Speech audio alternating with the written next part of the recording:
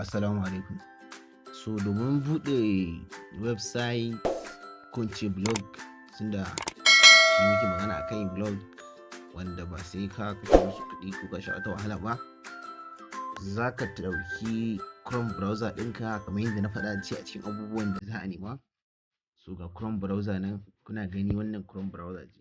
So za ka shiga start new Windows home kenan, sai ka taɓa search, sun ka taɓa searching sai ka taɓa blogger.com. blogger.com. Wannan ganin blogger.com, so sai mu tafi blogger.com. Za ta fi yana yin loading a blogger.com. So ni da ke ina da blog ɗina a kai, kun gane, shi sa kuka ga ya nuna min wannan post ɗin nawa a kai. So amma idan na cire email ɗin nan nawa, na ɗora email ɗin da ba ni da blog a kan shi, so za ku ga yadda abubuwan za su kasance. Yawwa, ok, ina da blog kan wannan ne, shi ma ba mu ga, ina tunanin ba ni da blog akan wannan email.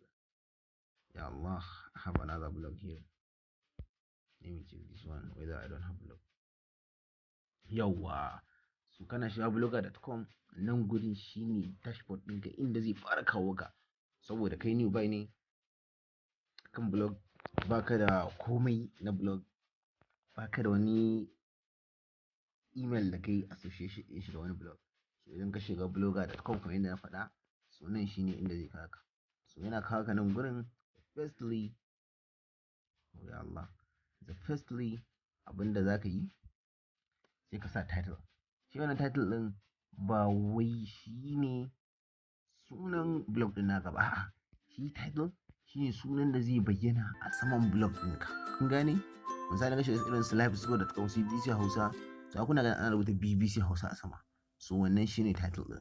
To sai ka rubuta, misali sai mu rubuta Abnet Global Company.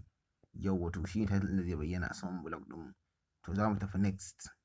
Na fata ana ganewa. To sai mu zo, this website address is how people find you. Nan gurin kuma, nan wajen, anan shine address ɗin da idan aka sa a cikin Opera ko wani guri, za ta sada mutum da blog ɗinka. Shine website address ɗin naka.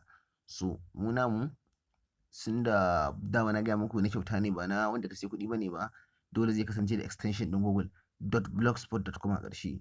To sai mu ce Abnet Global. So kuna gani suna nuna babu, so sai in sa Abnet.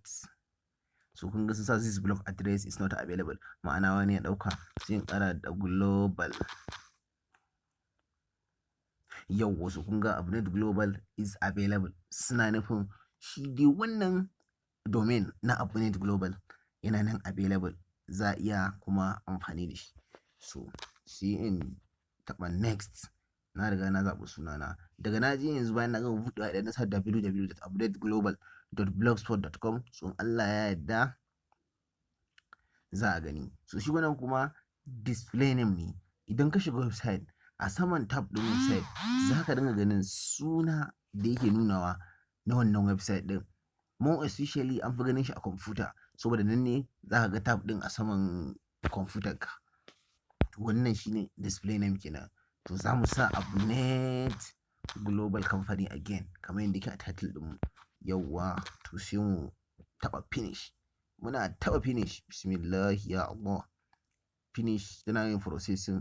Yawwa, so blog ɗinmu ya buɗu, yanzu blog ɗinmu yana nan a raye. So yanzu abin da za mu yi, sai mu taɓa view blog post. Bismillah ya Samad ya Alqadir ya Al-Muqtadir. Yawwa, kun ga kamar da na gaya muku, abnetglobal.blogspot.com shine address ɗin blog ɗinmu. Abnet Global Company kuma shine display name ɗinmu. Wannan shine sidebar ɗinmu, business profile, da duk wasu abubuwa ne a nan gurin masu muhimmanci waɗanda za mu tattauna su nan gaba kaɗan. Amma dai wannan shine hanya sassauƙa da za ka bi domin ka buɗe blog ɗinka. Wannan shine Abnet Global Company. Ba mu sa komai a ciki ba, ba mu tsara shi ba, ba mu ɗora mai fejika ba, ba mu ɗora komai da komai ba. Kuna dai ganin shi sabo ne dal, sabo dal yanzu da muka buɗe shi. So kuma yanzu za ku je ku bi wannan method ɗin da na bi ku ƙirƙiri naku blog ɗin.